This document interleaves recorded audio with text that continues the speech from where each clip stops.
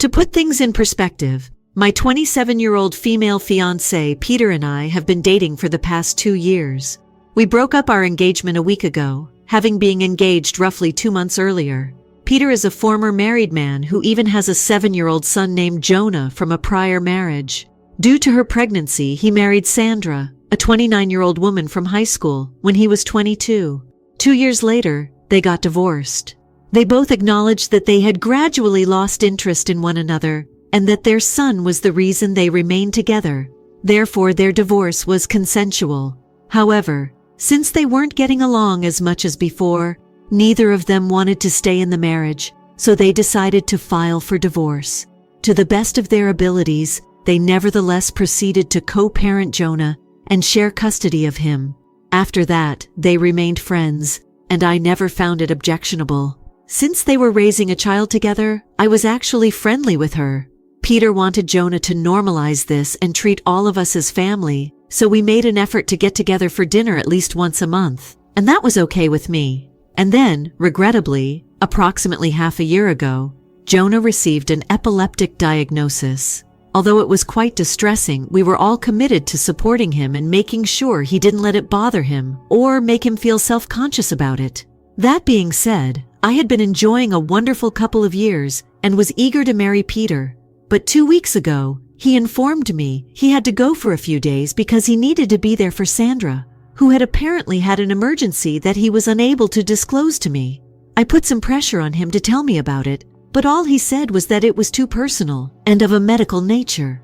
Sandra therefore wanted for no one to be aware of it. He indicated that he would be returning after the procedure and that all he needed to do was be by her side. He assured me that I needed not worry. For the week that hubby was gone, all I had to do was watch over Jonah and make sure he took his medication on schedule. I didn't mind at all, but he was acting incredibly mysteriously throughout, so I was simply genuinely interested in learning what kind of emergency it was. In any case, he claimed that it was private and that he didn't want others to know. I let him go and stopped asking him further questions because I didn't want to be bothersome.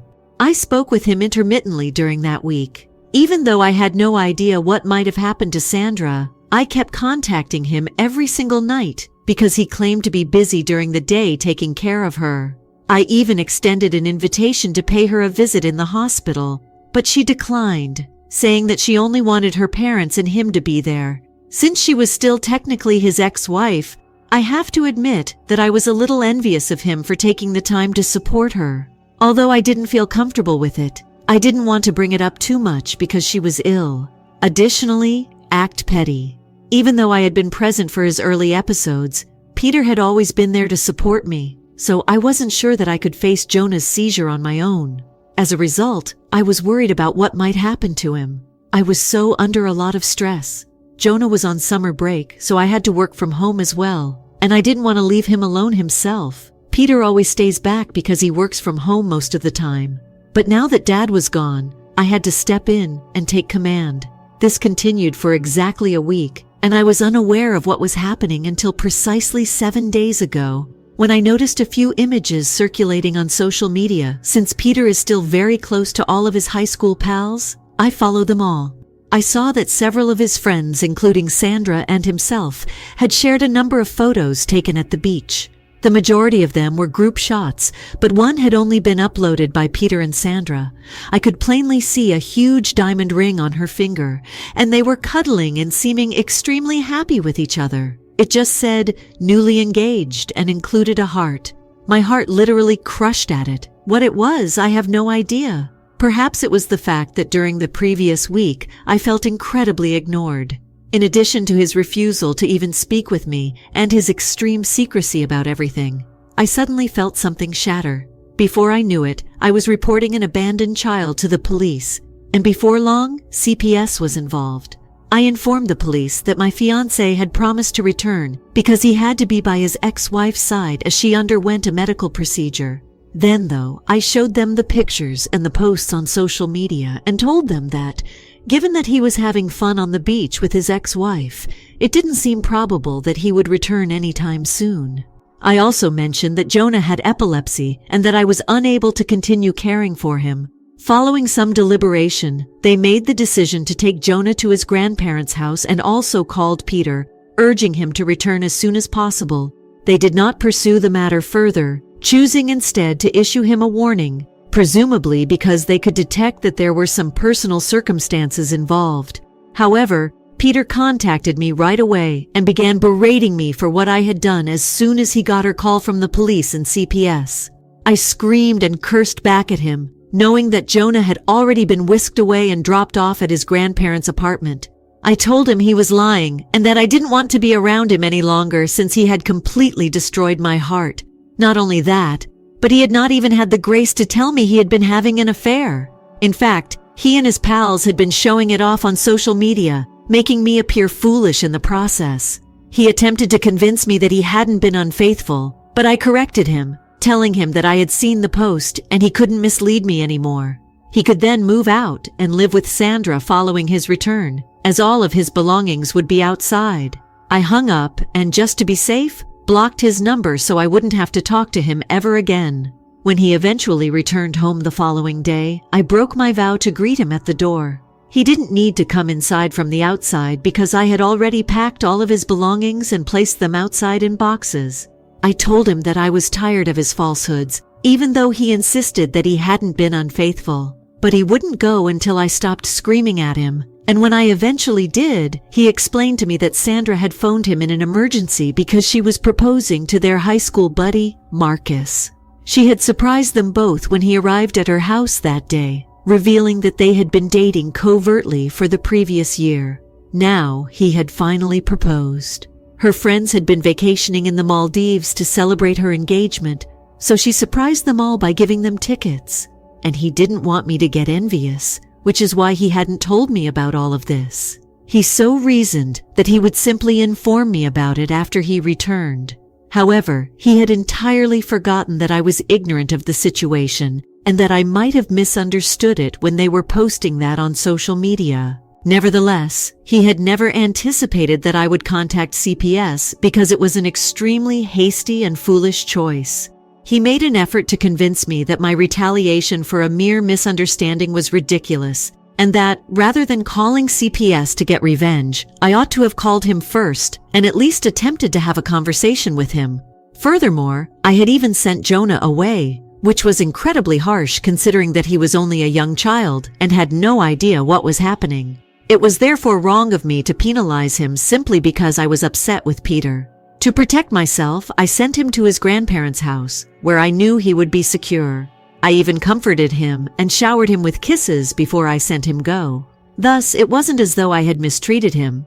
However, even in that situation, I understood his perspective. When I heard him tell me what had really happened, I was a little embarrassed. But I wasn't going to back down because in the end, he had still lied to me about a number of things and had continued to do so for about a week. I then told him that while I may have called CPS in a moment of panic, the way he had lied to me for an entire week could not be forgiven. I informed him that I would not budge from my choice. I opened the door as I'm breaking up with him, only to give him back my engagement ring right away. Then I immediately closed the door behind me, making sure he couldn't talk to me or even come inside. I urged him to just go away because I had nothing else to say to him, even though he kept pleading with me to try and understand his perspective. He had been lying to me for a week, and he was enjoying himself with his friends on the beat, rather than worrying about what I was going through. I could apologize all I wanted, but nothing would ever make that right or improve my situation. I felt therefore confident in my choice to depart, and once he understood there was no point in chatting to me, so he packed up his boxers and drove off. It has been a week since then, but a few days ago, his friends began to phone and message me, telling me how horrible what I had done was, that I had destroyed a very happy family. Naturally, I assumed that they were discussing Sandra, Jonah, and Peter. However, when perusing my messages, I discerned that they were in fact discussing me, Peter, and Jonah. Jonah seemed to be inquiring about me often, and Peter found it difficult to inform him that I was unwilling to meet them any longer. The majority of his friends understood that I was upset that he had lied to me. Therefore, they believed that what I had done to Peter could still be justified. However, I realized that my behavior toward Jonah was inappropriate, and that I should at the very least speak with Peter and Jonah to resolve these issues. They all believe that I should give him another chance because both Peter and his 7-year-old son are in a lot of distress. They believe that I shouldn't let something so little get in the way of our relationship because they have seen how happy they both have been with me for the previous 2 years. I'm confused now because I actually feel a little sorry for Jonah. Aita for lying to me about being away due to his ex-wife's medical emergency, so I called CPS and sent my fiancé kid to live with his grandparents. First update. Hello. After my post a few days ago, a number of individuals have expressed their opinions regarding what I did. I will admit that it might not have been the best idea to contact CPS first. As I previously stated, I didn't really think things through. I just did it in the heat of the moment. I was upset and furious that Peter had lied to me about something, and it was retaliatory, huge. I was quite certain at that point that he had been unfaithful to me the entire time and had secretly become engaged to Sandra. I suddenly lost it, which is why I took such an extreme action. I made the decision to unblock Peter and tell him I was sorry for what I had done. I admit that my only motivation for doing it was revenge, and that my retaliation was probably far worse than his. It was a mistake on my side to include Jonah in any of this, and he was correct. Aside from that, though, I don't think his friends had a right to blame me for dissolving a happy family. If anything, it was his fault for deceiving me and making the extra effort to keep important information from me. I think someone should be upfront with their fiancé about taking a trip to the Maldives with their ex-wife and a group of friends to celebrate their engagement, especially if her fiancé is giving up her job hours to look after their son and make sure he's okay. Therefore, I wouldn't be so quick to condemn myself and claim that I'm to blame for the dissolution of our family. Besides, even if I ignore the fact that Peter was ignorant of the facts when Sandra first called him, I can't just brush it under the rug and say he didn't care to tell me the truth, even after he learned she was engaged and that they were all heading to the Maldives. The thing that really got to me was the continuous lying. To be completely honest, I wrote Peter a mail a few hours ago that contained all of this information. I didn't think he would get back to me right away, but he did, saying he accepted my apology and was sorry for all he had done in a matter of seconds after I sent that message. He claimed he had no intention of hurting me, and that the reason he had wanted to keep this a secret until he returned and could give me a personal explanation was so I wouldn't freak out. Even though I knew it was a bad idea beforehand, I refrained from speaking up out of respect for him. In any case, I didn't think there was anything more for us to discuss after we exchanged those messages. I didn't respond, but he messaged me again a few minutes later, asking if I would be open to meeting him in person so we could at least work things out. I gave it some thought and decided to say no. I didn't think I had anything to discuss with him. I think I made my apology and that was that. I could have ended up reuniting with him if we had met in person and had more conversations. And that was the last thing I wanted.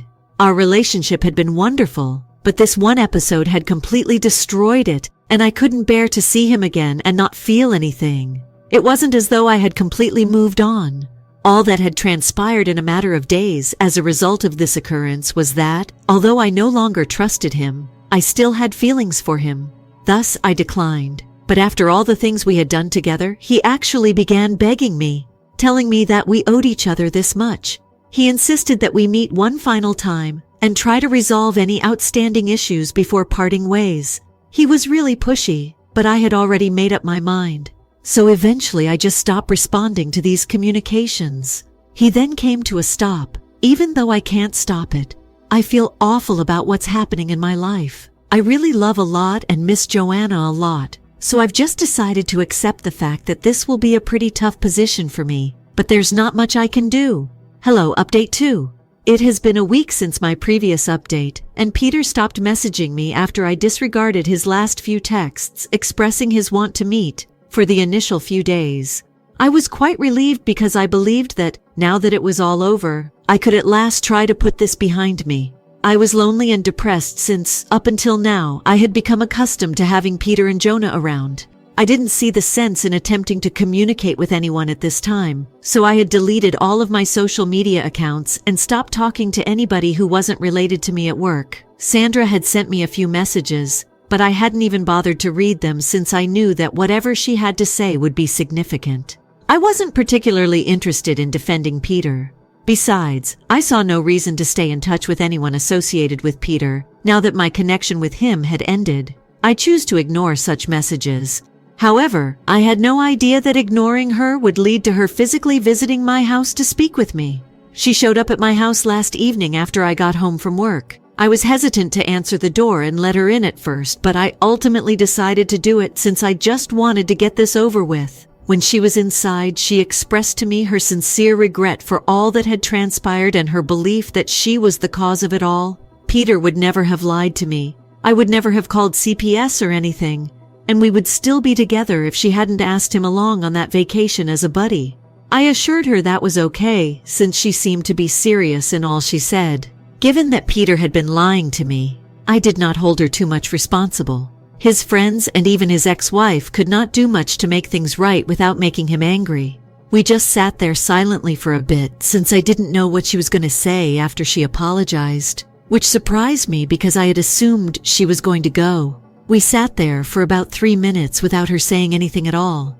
I asked her if she had anything else to add to what she had previously said, because I was starting to feel uncomfortable. She was clearly concerned about something, so I reassured her that she could talk to me at any time. Given everything that had transpired, I didn't think it was appropriate to act as though we didn't know each other well enough at this point. After I replied so, she seemed to calm down a little and told me that she was here primarily because Peter was inconsolable, and she wanted to ask me if I would be willing to see him one final time in person for his sake. At that moment, I was really becoming frustrated. I informed her that I had already discussed this with him, and that I was not interested since I had not emotionally moved on from him, and that I would find it very difficult to break up with him if I saw him again. I stood up to signal that I would like her to leave right away, and told him that while I appreciated that she had apologized to me, I did not want to talk about these things any longer. She also stood up. However, she informed me that although she and the other friends had been attempting to encourage and comfort Peter during this difficult time, he was quite sad that we had broken up. He persisted in telling me that talking to him would be the only way to help him feel better. She came in person to make this request. I had to say no once more. I then honestly informed her that I really wanted her to go now, so I could have the evening to myself after work and get some rest. She continued to argue with me, saying that Peter and Joanna had been with me for such a long time that I couldn't just break up with him and act like the worst person on earth over something so trivial, until she finally started to irritate me seriously. She claimed that she was aware of my slight toward her, which is why Peter had asked that no one inform me that they were hanging together so that I wouldn't become as anxious as I had. However, they had forgotten about everything by the last day, and the post they had written had been a mistake. However, I could probably overlook one error and move on.